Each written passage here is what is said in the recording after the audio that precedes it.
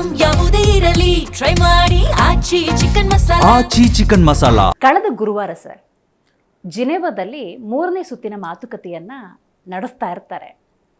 Iran ಮತ್ತು ಅಮೇರಿಕಾದ ನಡುವಿನ ಮಾತುಕತೆಯ ಸಂದರ್ಭದಲ್ಲೇ ಈ ದಾಳಿ ಆಗಿದೆ ಅನ್ನೋದಾದರೆ ಯಾವ ಕಾರಣಕ್ಕೆ? ಅಲ್ಲಿ ಡಿಸ್ಕಷನ್ ಆಗಬೇಕಾದ್ರೆ ವೇರಿಯಸ್ ಪಾಯಿಂಟ್ಸ್ ಏನಂತಂದರೆ ಅಗ್ರಿಮೆಂಟನ್ನು ಆಗಿತ್ತು. ಆಲ್ಮೋಸ್ಟ್ ಅರಬ್ ಕಂಟ್ರೀಸ್ ಹೇಳೋ ಪ್ರಕಾರ, ಒಂದು ಸೋರ್ಸ್ ಆಫ್ ನ್ಯೂಸ್ ಪ್ರಕಾರ ಹೇಳಬೇಕಂದ್ರೆ ಆಲ್ಮೋಸ್ಟ್ ಇದು ರೈಟ್ ಡೈರೆಕ್ಷನ್ದಲ್ಲಿ ಅಗ್ರಿಮೆಂಟ್ ಆಗುತ್ತೆ, ಎಸ್ಕಲೇಟ್ ಆಗೋದಿಲ್ಲ, ಆ ಟೈಪ್ ಈ ಟೈಪ್ ಅಂತಕೊಂಡು ಒಂದು ಹಿಂಟ್ಸನ್ನು ಕೊಟ್ಟಿದ್ರು. ಒಂದು 2-3 ಡೆವಲಪ್ಮೆಂಟ್ಸ್ ಏನಾಗ್ತಾವಂತಂದರೆ, ಒಂದು ನ್ಯೂಕ್ಲಿಯರ್ ವಿಷಯದಲ್ಲಿ ಇರಾನ್ ಕಾಂಪ್ರಮೈಸ್ ಆಗಲಿಲ್ಲ. ಇರಾನ್ ನ್ಯೂಕ್ಲಿಯರ್ ಏನಪ್ಪ ಅಂದ್ರೆ ವೆಪನ್ಸ್ ಇರ್ಬೋದು, ಯುರೇನಿಯಂ ಎನ್ರಿಚ್ಮೆಂಟ್ ಇರ್ಬೋದು, ಅಥವಾ anything related to this thing. ಅವ್ರು ಏನಪ್ಪ ಅಂದ್ರೆ ನ್ಯೂಕ್ಲಿಯರ್ದು ನಾಟ್ ನೆಸಸರಿ ದಟ್ ಓನ್ಲಿ ಮಿಲಿಟರಿಯಲ್ಲಿ ಯೂಸ್ ಆಗುತ್ತೆ, ಸಿವಿಲಿಯನ್ ಇದರಲ್ಲೇನು ಯೂಸ್ ಆಗುತ್ತೆ. ಏರ್ಕ್ರಾಫ್ಟ್ ಕ್ಯಾರಿಯರ್ದೆಲ್ಲ ನ್ಯೂಕ್ಲಿಯರ್ ಪವರ್ದಿಂದನೇ ಅದು ತನ್ನಷ್ಟೇ ರೀಚಾರ್ಜ್ ಮಾಡ್ಕೊಂಡು ರನ್ ಆಗ್ತದೆ. You can generate electricity out of nuclear power. So ಆ ಥರ ಏನಪ್ಪ ಅಂದ್ರೆ ನ್ಯೂಕ್ಲಿಯರ್ಗೆ ಅಡ್ಡ ಬರಕ್ಕೆ ಹೋಗ್ಬಾಡ್ರಿ ಅಂತ ಹೇಳ್ತಾರೆ. ನೀವು ನ್ಯೂಕ್ಲಿಯರ್ ಬೈ ಚಾನ್ಸ್ ಮಿಲಿಟರಿ ಸಲುವಾಗಿ, ವಾರ್ ಹೆಡ್ ಸಲುವಾಗಿ ಯೂಸ್ ಮಾಡಿದರೆ then it is destruction. But ಒಂದು ವಿಷಯ ಏನಪ್ಪ ಅಂದ್ರೆ ಅಮೇರಿಕದ ಈ ಸ್ಟ್ಯಾಂಡದಲ್ಲಿ ಕಾಂಟ್ರಡಿಕ್ಷನ್ ಇದೆ. ಒಂದು ಏನಪ್ಪ ಅಂದ್ರೆ ಲಾಸ್ಟ್ ಟೈಮ್ ಮೇ-ಜೂನ್ದಲ್ಲಿ ಒಂದು ಇದಾದಾಗ B-2 ಬಾಂಬರ್ ತೊಗೊಂಡೋಗಿ ನತಾಂಜ್ ಮತ್ತು ಇನ್ನೊಂದು 2-3 ಹಿಲ್ಸ್ದಲ್ಲಿ ಅವರು so called suspected uranium enrichment ನಡೀತಕ್ಕಂಥ ಸೆಂಟರ್ಸ್ ಏನಿದ್ವು ಅದರ ಮೇಲೆ ಬಾಂಬ್ ಹಾಕಿ ನಷ್ಟ ಮಾಡಿದ್ವಿ ಅಂತ ಕ್ಲೇಮ್ ಮಾಡಿದ್ರು. ಒಂದು ವೇಳೆ ಅದು ನಷ್ಟ ಆಗಿದ್ದರೆ ಮತ್ತೆ ಯಾಕೆ ನ್ಯೂಕ್ಲಿಯರ್ ಟಾಕ್ಸ್ ನಡೀತಾ ಇದೆ?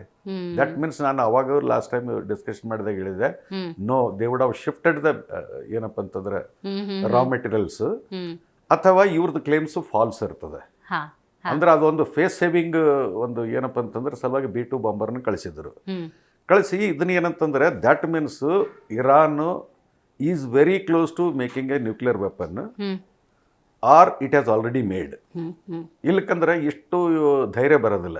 ಒಂದು ದೇಶ ಏನಂತಂದ್ರೆ ಇಷ್ಟೆಲ್ಲ ಅಮೇರಿಕನ್ ಎದುರಾಕೊಂಡು ಇಸ್ರೇಲ್ನ ಎದುರಾಕೊಂಡು ದೇ ಆರ್ ನಾಟ್ ಬಡ್ಜಿಂಗ್.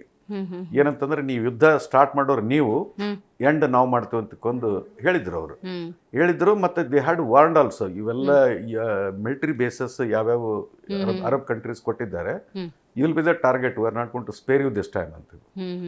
ಸೊ ಆ ಥರ ನೋಡಿದರೆ ಟಾಕ್ಸು ಇಟ್ ಫೇಲ್ಡ್ ಅಂತ ಹೇಳಿದ್ರೆ ಓನ್ಲಿ ಆನ್ ನ್ಯೂಕ್ಲಿಯರ್ ಇಶ್ಯೂಸ್ದಲ್ಲಿ ಫೇಲ್ ಆಗಿದೆ. ಓಕೆ ಗೊತ್ತಾಯ್ತು. ಹಂಗಾಗಿ ಟಾರ್ಗೆಟ್ ಮಾಡ್ಕೊಳ್ಳಿ. ಆಮೇಲೆ ಇನ್ನೊಂದು ವಿಷಯ ಮೋಸ್ಟ್ ಪ್ರಾಬಬ್ಲಿ ಟ್ರಿಗರ್ ಆದದ್ದು ಏನಪ್ಪ ಅಂದ್ರೆ ಅನ್ಆರ್ಮ್ಡ್ ವೆಹಿಕಲ್, ಅಂದ್ರೆ ಇದು ಅನ್ಪೈಲಟೆಡ್ ವೆಹಿಕಲ್ ಆಫ್ ಅಮೇರಿಕಾ ಒಂದು 56,000 ಅವರ್ಸ್ ಫ್ಲೈಟ್ ಸಕ್ಸಸ್ಫುಲಿ ಮಾಡಿ ಅದೆಲ್ಲ ಸ್ನೂಪಿಂಗ್ ಸ್ಪೈಯಿಂಗ್ ಏರ್ಕ್ರಾಫ್ಟ್ಸ್ ಅದು ಡಿಸ್ಟ್ರಾಯ್ ಆಗಿದೆ Americans. So it is a loss of face ಅಂತ ಹೇಳ್ಬೋದು. ಅದು ಯಾರು ಡಿಸ್ಟ್ರಾಯ್ ಮಾಡಿದ್ರು? ಚೈನೀಸ್ ಮಾಡಿದ್ರು, ಇರಾನ್ದವ್ರು ಮಾಡಿದ್ರು, ಅಥವಾ ರಷ್ಯಾದವ್ರು ಮಾಡಿದ್ರು. ಬಟ್ ಅದು ಏನಂತಂದ್ರೆ they kept silent, that means it has been destroyed. So ಅದೊಂದು ಏನಪ್ಪ ಅಂತಂದ್ರೆ ಒಂದು ಮುಖಭಂಗ ಅಂತ ಅಮೇರಿಕಾಗೆ ಹೇಳ್ಬಹುದು.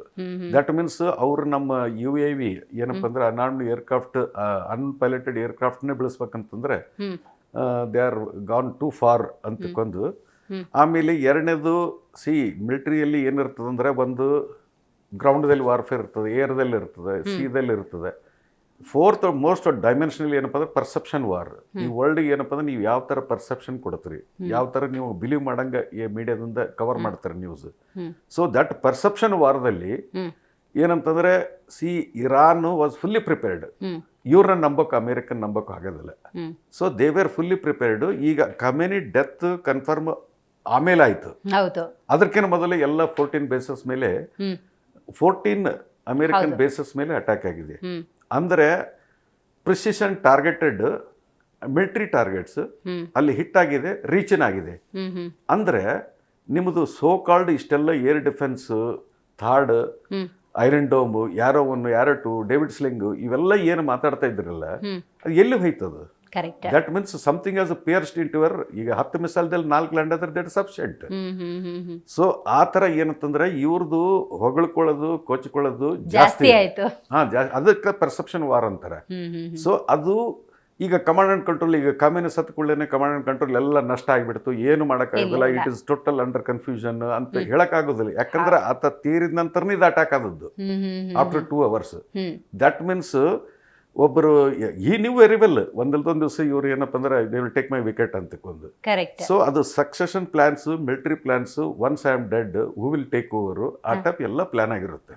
ಆದರೂ ಸರ್ ಅಮೆರಿಕ ನಡೆ ಹೆಂಗಿದೆ ಅಂತ ಹೇಳಿದ್ರೆ, ಈಗ ಅಮೆರಿಕ ಇಸ್ರೇಲ್ ಜೊತೆಗೂಡಿ ಮಾಡಿರುವಂಥ ಈ ಕಾರ್ಯಾಚರಣೆಯ ಬಗ್ಗೆ ನೋಡೋದಾದರೆ ಹೇಳಿ ಹೊಡೆಯೋದು, ಅಂದರೆ ಮೊದಲೇ ಡಿಕ್ಲೇರ್ ಮಾಡೋದು, ನನ್ನ ಇಂಟೆನ್ಷನ್, ನನ್ನ ಗುರಿ ಇದಿದೆ, ಅದನ್ನು ನಾನು ಕ್ಲಿಯರ್ ಮಾಡ್ತೀನಿ ಅನ್ನುವಂತಹ ತತ್ವವನ್ನು ಪಾಲನೆ ಮಾಡಿಕೊಂಡು ಮಾಡಿದ್ದು ಅಂತ ಕರಿಬೋದಾ? ಈ ಕಾರ್ಯಾಚರಣೆ ಬಗ್ಗೆ ಏನ್ ಹೇಳ್ತೀರಾ? Yes, it is on both sides. ಅವರು ಹೇಳಿ ಮಾಡಿದ್ರು, ಇವರು ಹೇಳಿ ಮಾಡಿದ್ರು. ಇವರು ಇರಾನಿಯನ್ಸ್ ಏನು ಹೇಳಿದ್ರು, ಇವ್ರು ಏನು ಹೇಳಿದ್ರು, ಅಮೇರಿಕನ್ಸ್ ಹೇಳಿದ್ದು ಜನರನ್ನ ಒಂಥರ ರೊಚ್ಚಿಗಿಳಿಸಿ ಪ್ರೊಟೆಸ್ಟ್ ಮಾಡಿಸಿ, ಆಮೇಲೆ ಏನಪ್ಪ ಅಂದ್ರೆ ಅಲ್ಲೆಲ್ಲ CIA ಮೊಸಾದ್ ಏಜೆಂಟ್ಸ್ ಇವೆಲ್ಲ ಟ್ರಿಗರ್ ಮಾಡ್ತಾ ಇರೋದು, ಫಂಡ್ ಮಾಡ್ತಾ ಇರೋದು. ಸೊ ಈ ತರ ಆಗಿ ಅದು ನ್ಯಾಚುರಲ್ ಆಗಿ ಗೌರ್ಮೆಂಟ್ ಫಾಲೋ ಆಗ್ತದನು. ವಿದ್ರೋ ಜಾಸ್ತಿ ಆದ ಕೂಡಲೇ ಜನರಲಿ ಏನಾಗ್ತದಂದ್ರೆ, ನಾವು ನೇಪಾಳದಲ್ಲಿ ಏನ್ ನೋಡಿದೀವಿ, ಬಾಂಗ್ಲಾದೇಶದಲ್ಲಿ ಏನ್ ನೋಡಿದೀವಿ, ಆ ಲೀಡರ್ಶಿಪ್ ಈ ಫ್ಲಡ್ ದ ಕಂಟ್ರಿ, ದೇಶ ಬಿಟ್ಟು ಹೋದ. ಆ ತರ ಸಿಚುವೇಶನ್ ಕ್ರಿಯೇಟ್ ಮಾಡ್ಬೇಕಂತ ಟ್ರೈ ಮಾಡಿದ್ರು. ವೆನ್ ದೇ ನ್ಯೂ ಏನಪ್ಪ ಅಂದ್ರೆ ಇದರಲ್ಲಿ ಸಕ್ಸಸ್ ಸಿಗ್ಲಿಕ್ಕಿಲ್ಲ ಅಂತ, ಯಾಕಂದ್ರೆ ಅವರು ಪ್ರೊಟೆಸ್ಟ್ ಕ್ರಶ್ ಮಾಡಿದ್ರು ಇರಾನ್ದವ್ರು. ನೆಕ್ಸ್ಟ್ ಏನಂತಂದ್ರೆ then you take the leader out, kill the leader. ಅವ್ರಿಗೆ ಏನಪ್ಪ ಅಂದ್ರೆ though highly protected leader Khamenei, but still ಏನಪ್ಪ ಅಂದ್ರೆ 100% ಪ್ರೊಟೆಕ್ಷನ್ ಅಂತೂ ಇದು ಅಮೆರಿಕನ್ ರಾಷ್ಟ್ರಪತಿಗಳು ಇಬ್ಬರು ಹೋಗಿದ್ದಾರೆ, ಜಾನ್ ಆಫ್ ಕೆನಡಿ ಮತ್ತು Abraham Lincoln. So nothing is full proof. So ಈ ಟೈಪ್ ಆದ ಕೂಡಲೇ ಈಗಿಂದ ಎಕ್ಸ್ಪೆಕ್ಟೇಷನ್ ಅವ್ರದ್ದು ಏನಿರ್ತದಂದ್ರೆ, ಒಂದು ಸಲ ಲೀಡರ್ಶಿಪ್ ಡೆತ್ ಆಯ್ತಂತಂದ್ರೆ, ಸೊ ಇದನ್ನ ಏನಪ್ಪ ಅಂದ್ರೆ rather than military, civil protest, unrest ಇದನ್ನ ಇನ್ಕ್ರೀಸ್ ಮಾಡಿ ಏನಪ್ಪ ಅಂದ್ರೆ ರೆಜಿಮ್ ಚೇಂಜ್ ಮಾಡೋ ಪ್ರಯತ್ನ ನಡೆಸ್ಬೋದು. ಬಟ್ ಇರಾನ್ದು ಏನಪ್ಪ ಅಂತಂದ್ರೆ, ಇವ್ರು ಏನಂತಂದ್ರೆ ಕಂಟಿನ್ಯೂಸ್ ಆಗಿ Iran will concentrate on military, American Israel will concentrate on civil protest.